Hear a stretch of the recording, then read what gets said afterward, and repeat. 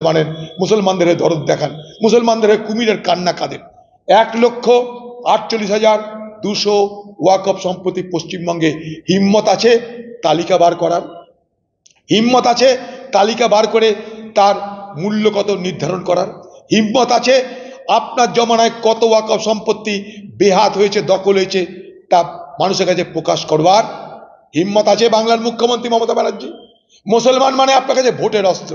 মুসলমানকে আপনি সম্মান দেননি, মর্যাদা দেননি, অধিকার দেননি। তাই ভাবতাই, তাই মুর্শিদাবাদে, তাই তাই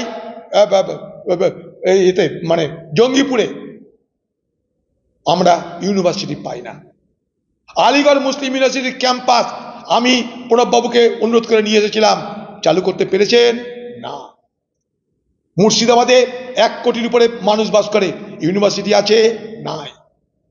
ভাবতাই মানুষ জমি দিতে চাইছে কলেজ করার জন্য, দেননি। মাদ্রাসায় শিক্ষক নিয়োগ হয় না, নিয়োগের দুর্নীতি, 10,000 মাদ্রাসা করে বলেছেন, করেননি।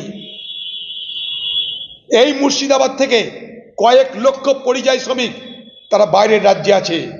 এখানে যদি কোনো ব্যবস্থা করতেন, একটা যদি শিল্প করে দিতেন, তাহলে তারা ঘর বাড়ি ছেড়ে বাইরের রাজ্যে পড়ে থাকতো না, তারা আরব দুনিয়া গিয়ে মৃত্যুর শিকার হতো না, জেলখানায় বন্দি থাকতে হতো না। কুমিরের কান্না কাঁদে বাংলার মুখ্যমন্ত্রী মুসলমানদের জন্য ঠিক ভোটের আগে। দেন ওয়াকফ সম্পত্তি হিসাব দেন, ক্ষমতা থাকলে দিন। ইমাম ভাতা বাড়ান, মুয়াজ্জিন ভাতা বাড়ান,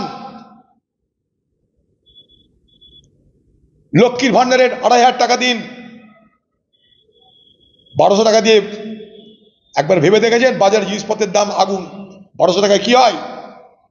টাকা বাড়ান, তার জন্য আমরা আন্দোলনে নামছি। আমরা আন্দোলন করব।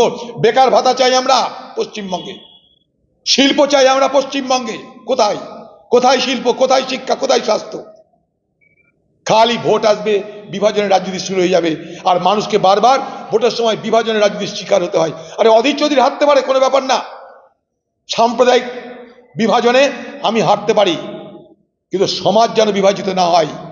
আমি হেরেছি, কিন্তু উভয় সম্প্রদায়ের মানুষের কাছে আবেদন করব যেন সমাজ আমাদের বিভাজিত না হয়।